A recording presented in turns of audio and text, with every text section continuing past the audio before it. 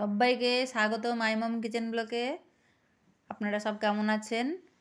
আশা করি সব ভালো আছেন। তো আজকে আমি নিয়ে চলে এসেছি পালং শাক দিয়ে সব রকমের সবজি দিয়ে একটা তরকারি, যেটা রুটিতেও খাওয়া যায়, ভাত দিয়েও খাওয়া যায়। তো খেতে খুবই ভালো লাগে। তো দেখুন, এখানে আমি সব সবজি নিয়ে নিয়েছি। এখানে শিম রয়েছে, কড়াইশুঁটি রয়েছে, বেগুন রয়েছে, মিষ্টি আলু রয়েছে, গাজর রয়েছে, বিট রয়েছে, আর রয়েছে বরবটি। তো এখানে নিয়েছি বড় বড় 2 কোয়া রসুন। এখানে পেঁয়াজ নিয়ে নিয়েছি, একটা কাঁচা লঙ্কা, আর কিছু বড়ি দেবো এর মধ্যে।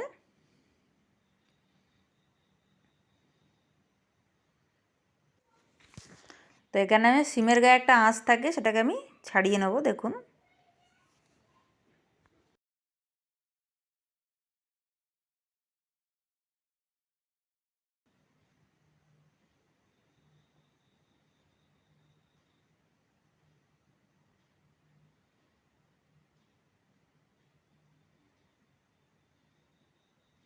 সিমগুলোকে ছোটো ছোটো করে কেটে নেবো।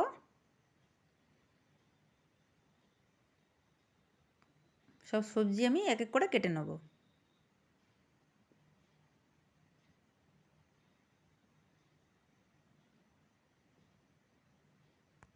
বেগুনটা এবার কেটে নেবো। তো সবজিগুলো সব কাটা হয়ে গেছে আমার। এবার কড়াই বসিয়ে দিচ্ছি। কড়াইতে দিয়ে দেবো সর্ষের তেল।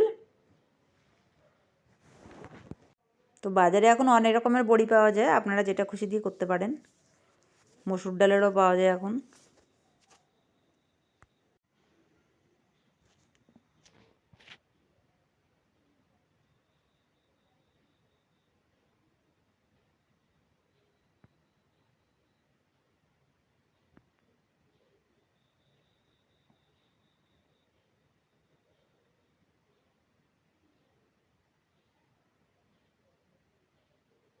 বড়িগুলো এবার ভাজা হয়ে গেছে, তুলে নিচ্ছি একটা থালার মধ্যে।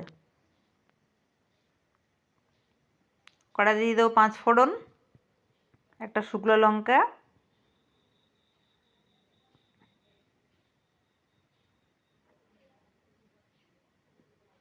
তো এখানে আমি দিয়ে দেবো কিছু পেঁয়াজ কেটে রেখেছিলাম, এখানে রসুনও আছে, দিয়ে একটু ভেজে নেবো লাল লাল করে।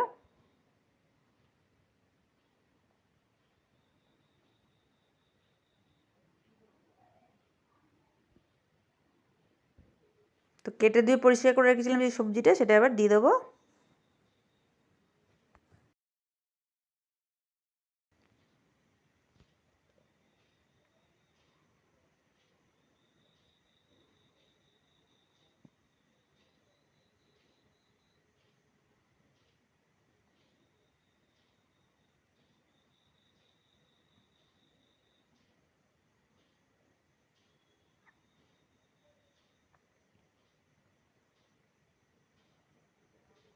তো এখানে আমি হাফ টমেটো দিয়ে দেবো। আপনারা চাইলে দিতেও পারেন, নাও দিতে পারেন। আমি যেহেতু এটা তরকারি মতন করব সেই জন্য। তো এখানে দিয়ে দিচ্ছি 1 চামচের নুন,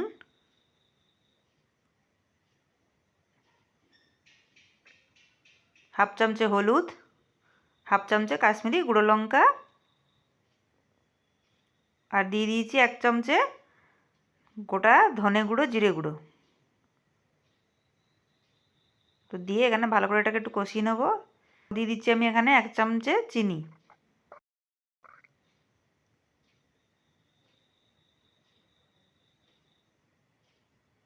এবার কেটে রাখা পালং শাকটা দিয়ে দিচ্ছি,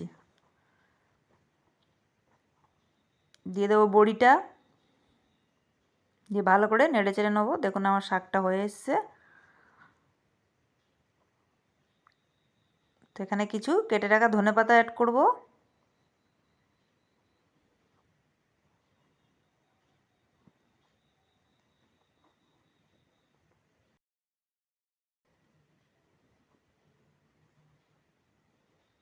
তো বড়িগুলো একটু চেপে নেবো খুন্তির সাহায্যে। তো দেখুন তরকারিটা আমার হয়ে গেছে, বাটিতে নামিয়ে নিয়েছি। তো আজকের এই রেসিপিটা কীরকম লাগলো আপনাদের অবশ্যই কমেন্ট করবেন, লাইক করবেন, শেয়ার করবেন। যদি ভালো লাগে তাহলে একটা সাবস্ক্রাইব করে দেবেন। তো আজকের মতন এইটুকুনি, দেখা হচ্ছে কালকে আবার নতুন একটা রেসিপি নিয়ে। সবাইকে নমস্কার মাই মম কিচেন ব্লগে।